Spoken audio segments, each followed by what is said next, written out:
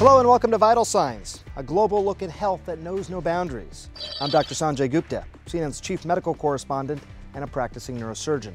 You know, it's one of the most common permanently disabling birth defects. Chances are, though, you don't know very much about it. Even more stunning, despite how prevalent it is, it can actually be prevented some 70% of the time. Preventable, but not curable, which is why an experimental surgery for spina bifida is attracting interest and cautious hope.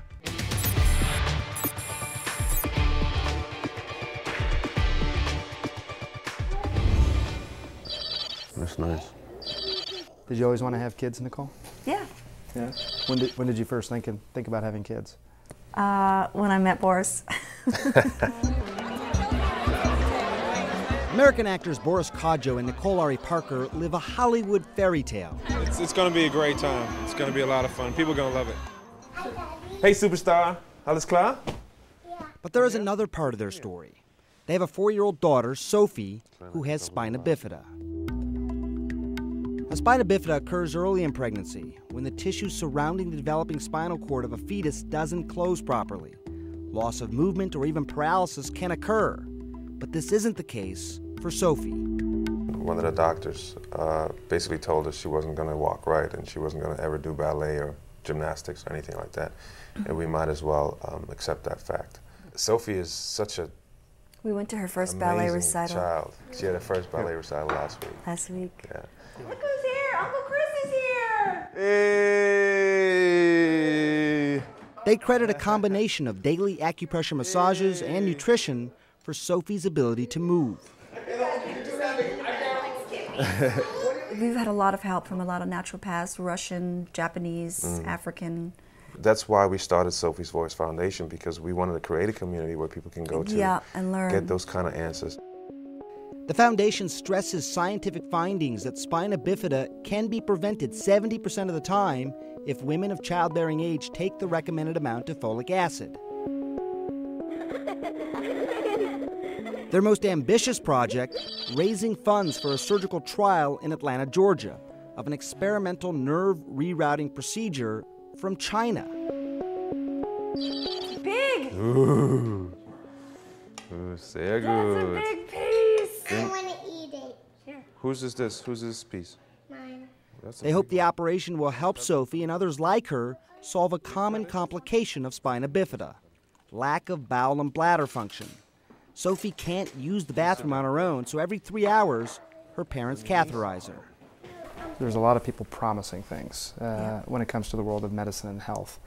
How did you as a couple decipher that this thing out of China, which you probably never heard of, most people haven't, was worth pursuing, was worth, really taking a serious look at? Well, some of the data that had been collected already suggested that the only bad side effect was some loss of function in the foot, wherever the nerve was taken out of that particular leg.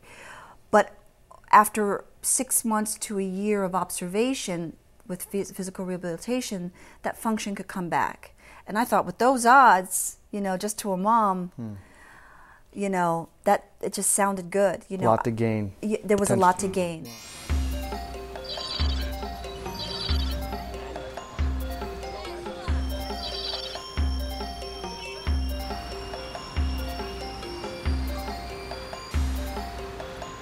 And half a world away in Wuhan, China, another mother is also hoping the cards will fall on the side of potential gain for her 9-year-old son. He has spina bifida and has worn diapers since birth.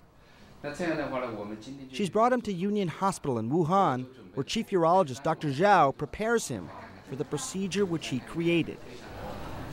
Since 2000, we have done 1,500 cases of spina bifida.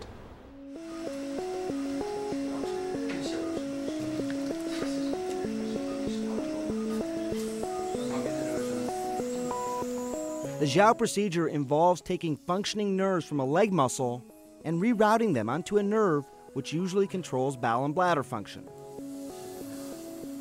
Success would mean a spina bifida patient would be able to self-initiate bladder and bowel function following the operation.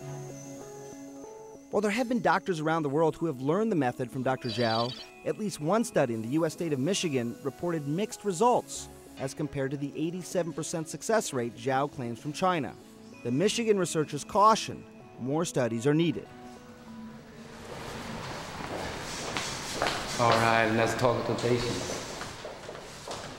After the hour-long procedure, Dr. Xiao meets his 9-year-old patient's mother and grandmother in the hospital waiting area. It's done.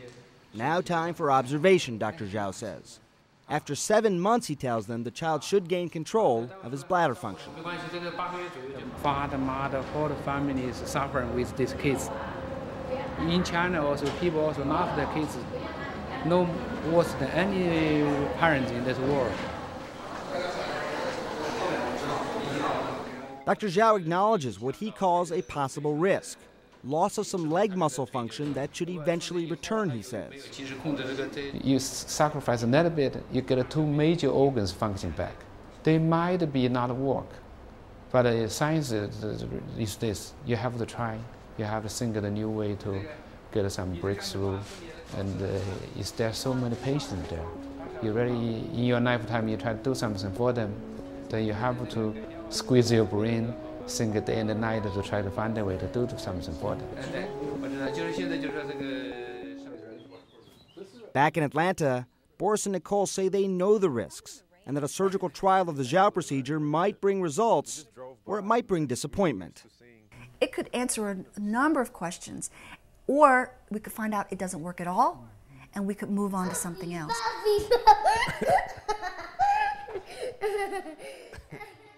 From salt caves to Muti markets, our correspondents span the globe in search of alternative treatments when Vital Signs returns.